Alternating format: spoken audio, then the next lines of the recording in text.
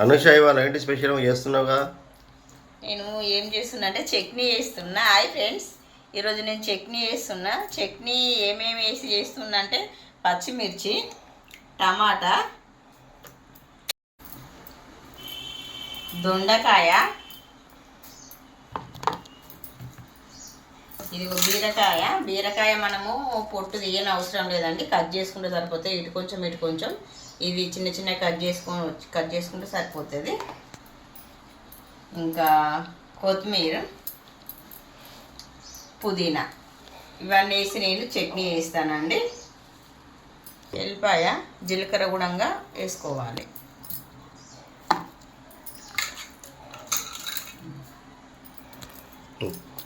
ఇవైతే మనము శుభ్రంగా కడుక్కోవాలండి. కడిగి మనం పక్కన పెట్టి వేసుకొని కొంచెం వాటర్ అడిసేదాకానైతే పక్కన పెట్టేసుకోవాలి.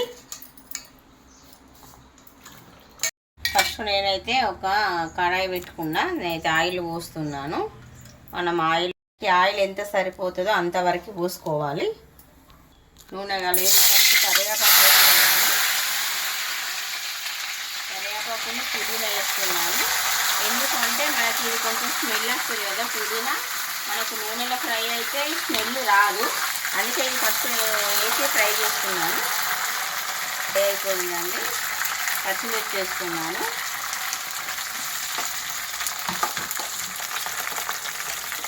ఇవి నేను జీలకర్ర వేస్తున్నాను పోపుకి.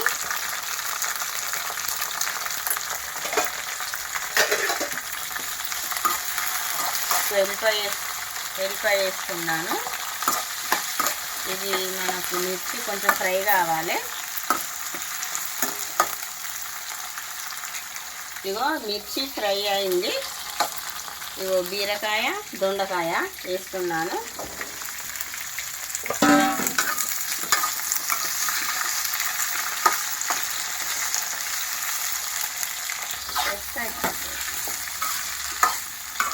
కాసేపు అయితే ఇవి ఆయిల్లో కొంచెం అంతా మగ్గాలండి. పల్లీలు వేస్తున్నాను. నేనైతే కొన్ని వేస్తున్నాను, పల్లీలు బాగా వేయట్లేదు. ఇదిగో కొన్ని అట్లా వేసుకోవాలి, ఎందుకంటే కొంచెం టేస్ట్ కోసం అయితే వేసుకోవాలి. ఫ్రై అయిపోయినాయి, ఇవి ఇలా ఫ్రై కావాలి. ఫ్రై అయినాక మనం టమాటా వేసుకోవాలి.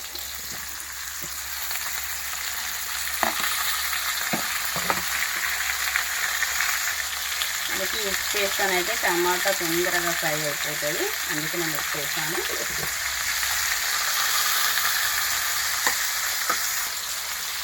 ఇదిగో లాస్ట్లోనే కొత్తిమీర వేస్తున్నాను.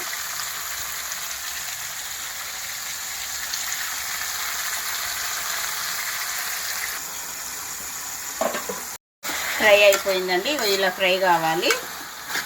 ఇది కొంచెం చల్లగైన తర్వాత మనం మిక్సీ పట్టుకోవాలి. ఇదిగో మనకైతే ఇది చల్లగా అయింది. చల్లగైన తర్వాత మనమైతే మిక్సీ చేసుకోవాలి. మిక్సీ పట్టేసుకోవాలి. బాగా మెత్తగా పట్టద్దండి మిక్సీ.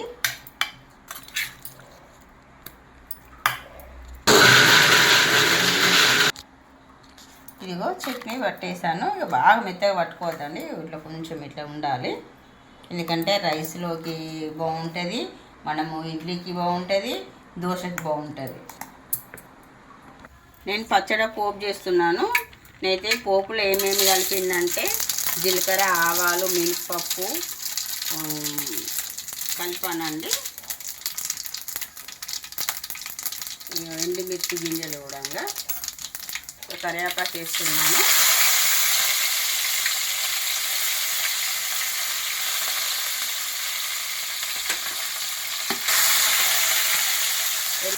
ఎల్లిపాయలు, ఎండుమిర్చి వేసాను.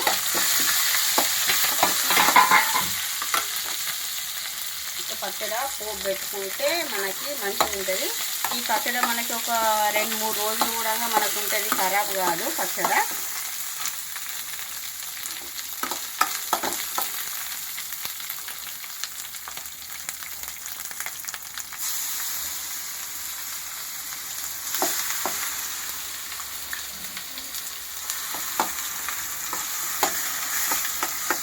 మా పచ్చడి రెడీ అయిపోయిందండి.